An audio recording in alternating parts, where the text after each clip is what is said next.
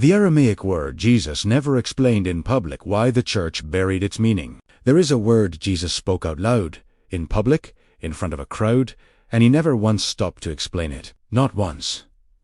For 2,000 years, translators have quietly softened it. Scholars have argued over it, and most churches have simply skipped past it in silence. But the word is still there, sitting inside the oldest gospel text we have, untouched and once you understand what Jesus actually meant when he said it, you will never read his warning about anger the same way again. For centuries, the Church built its entire teaching on Greek and later Latin translations of the Gospels, languages Jesus himself never spoke to his disciples. Slowly, the raw Aramaic words he actually used in public began to fade from memory, absorbed into smoother, safer translations. It was only through the survival of the Peshitta, the ancient Syriac and Aramaic New Testament, preserved for centuries in the churches of the East, that scholars were able to compare the original sound of Jesus's own language against the Greek text that most of the world had come to rely on. And there, sitting untouched in the Gospel of Matthew, was a word no translator had ever fully explained: Raca. Many ancient teachers and mystics believed that Aramaic was not simply a language of meaning, it was a language of vibration. Every word carried a sound, a weight, a frequency believed to move through the body itself, not just the mind. To speak an Aramaic word the way Jesus spoke, it was believed by those who preserved this oral tradition to stir something ancient inside the listener, a kind of remembering, as if the sound itself reached back toward our original design. This is why the exact word and the exact way it was spoken was never treated as a small detail. It was treated as sacred. The word Raca, pronounced Raca, meaning empty one or worthless one, appears in Matthew chapter 5, verse 22. Jesus warns that anyone who calls their brother Raca will be answerable before the council. And then, without a single word of explanation, he simply moves on. No translation, no footnote, nothing. To everyone listening that day, the weight of that word was already understood. It was one of the deepest insults a person could speak against another human being, a way of saying, "You are nothing." But here is what makes this moment so striking. In the very same set of Gospels, another writer, Mark, has a very different habit. Every single time Mark records Jesus speaking in Aramaic, he stops immediately and translates it for the reader. Every time, except once. And the best is yet to come. In the next chapters, you'll discover what could change everything for you. That one exception sits in Mark chapter 7, verse 11. The word Corban, pronounced Corban, meaning a gift or offering formally dedicated to God. On the surface, it sounds like an act of devotion, but Jesus uses this word to expose something far darker. Religious leaders who declared their money, Corban, dedicated to God as a legal loophole to avoid using it to care for their own aging parents. In other words, they used a sacred vow as an excuse to abandon love. Jesus does not gently correct this practice. He confronts it directly, calling it a tradition that nullifies the very word of God it claims to honor. And this is where Raca and Corban begin to reveal something far bigger than two obscure Aramaic terms buried in the Gospels. One word exposes what happens when we speak contempt toward another human being. The other exposes what happens when we hide behind religious language to excuse a hardened heart. Two words. Two warnings, both spoken plainly by Jesus, both left almost entirely unexplained by the tradition that came after him. Think about how often both of these still happen today.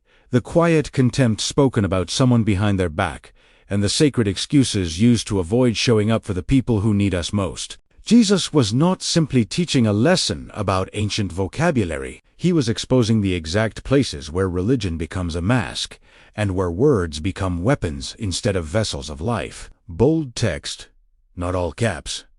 If this teaching already feels this deep, imagine having a full guide with deeper explanations of Jesus's true teachings in Aramaic. You'll find the link to the study guide in the comments. There is still something waiting to be uncovered here.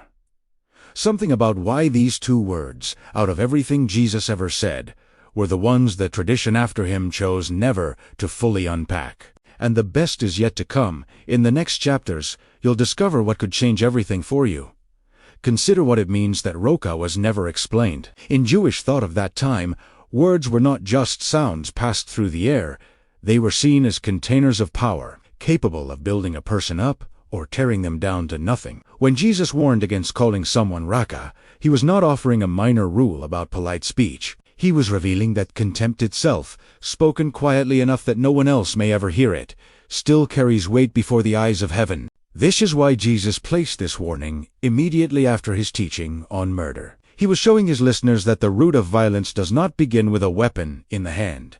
It begins with a word in the heart. Long before anyone raises a fist, they have already whispered Raca, whether aloud or in silence, about the person they no longer wish to see as fully human. Jesus was tracing violence back to its true origin.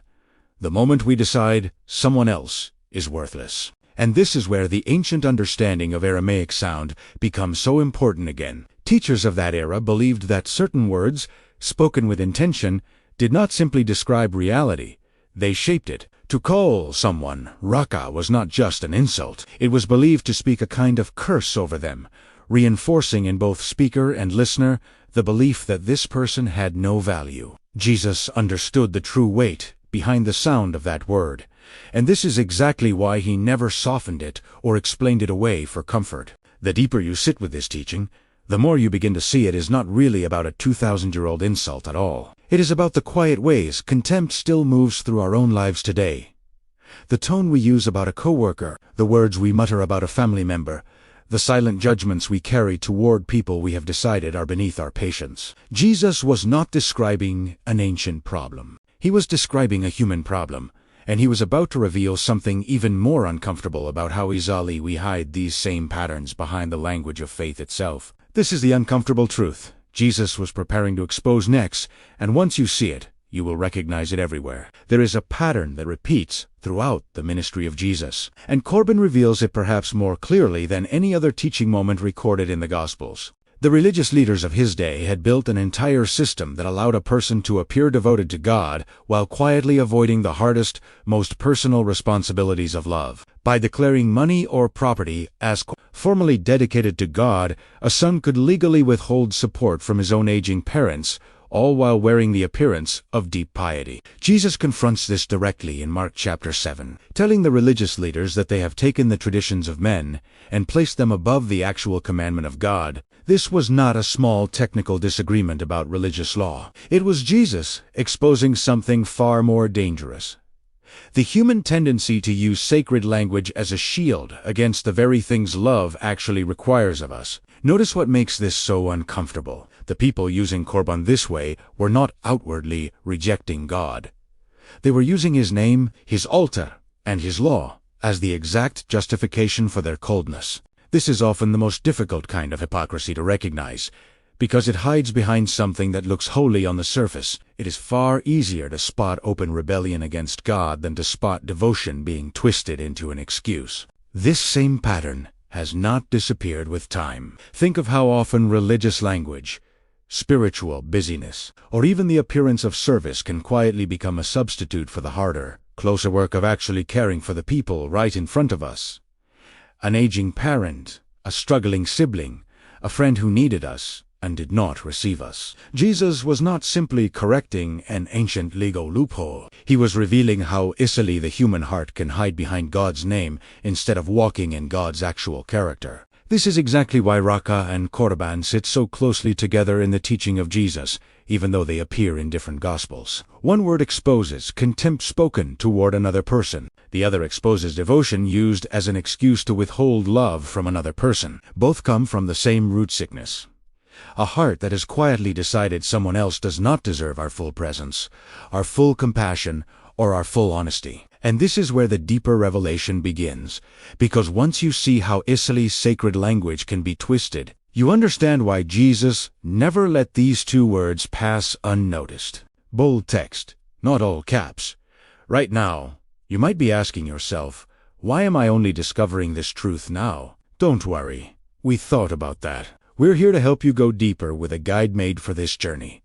The link is in the comments. If you have followed this teaching closely, you already sense that Raca and Corban are not simply ancient vocabulary lessons. They are two mirrors held up by Jesus himself, showing us exactly where the human heart tends to hide. Raca shows us the danger of the tongue when it decides another person is worthless. Corban shows us the danger of religion when it becomes a hiding place instead of a doorway toward love. Both were spoken plainly by Jesus, and both were left largely unexplained by the centuries of tradition that followed him, not because they were unimportant, but perhaps because they were too uncomfortable to sit with. Consider how differently we might treat one another if we truly believed our words carried the weight the ancients believed Aramaic speech carried, that every sound spoken over another person left something behind, either life or a quiet kind of death. Jesus did not warn against Raca because he was concerned with manners. He warned against it because he understood that contempt spoken toward another human being is a wound placed directly on someone made in the image of God.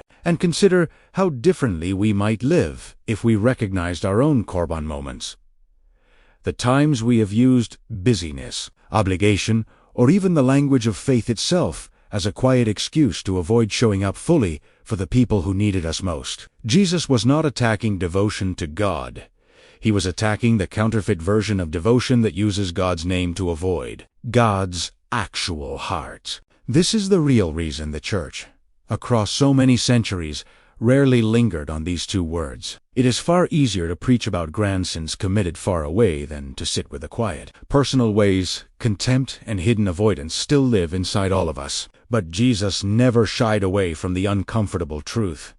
And neither should we. These two words were never meant to simply inform us. They were meant to change how we speak, how we love, and how honestly we examine our own hearts before God. What remains now is simple, and it is the part most people never receive: how to actually carry this teaching forward, not as information, but as a living practice. Bold text, not all caps. We are just scratching the surface of this ancient power. Get ready, because in our next video, I will reveal even deeper Aramaic codes that unlock spiritual authority you've never imagined. Make sure you are subscribed and have notifications turned on so you don't miss this unfolding revelation. Transformation Protocol. Here is how to carry Raca and Corban forward, not as facts you now know, but as a daily practice of the heart. Each morning, before you speak to another person, pause and silently ask yourself one question. Is there any trace of Raca in how I see this person today? If contempt or dismissal rises up, do not push it away. Bring it honestly before Jesus and ask him to replace it with the way he sees them. Examine your day for any moment of Corban, a time when duty, busyness, or even spiritual language quietly excused you from showing up fully for someone who needed your presence. Name it honestly. Then choose one small act tomorrow that closes that gap with real love, not just good intentions. Speak the word Raca once in your reflection, not as a curse, but as a reminder of what you refuse to speak over others. And speak Corban once as well, not as an excuse, but as a reminder to examine every sacred reason you give for withholding love. This is not a one-time prayer. It is a daily return, a way of letting the words of Jesus reshape not just what you know, but how you live. Bold text, not all caps. Just a quick reminder, the transformation guides for a fuller life are waiting for you. Right there in the comments. Bold text, not all caps. Before you leave, if this message touched your heart or brought new understanding into your life, write the word restoration in the comments below. Your testimony may encourage someone else who is seeking healing and renewal. Bold text, not all caps. Thank you for sharing this moment of ancient wisdom with us. Until the next revelation, walk in peace, walk in freedom, and walk in the power of true love. The very thing Raca and Corban reminded us never to withhold.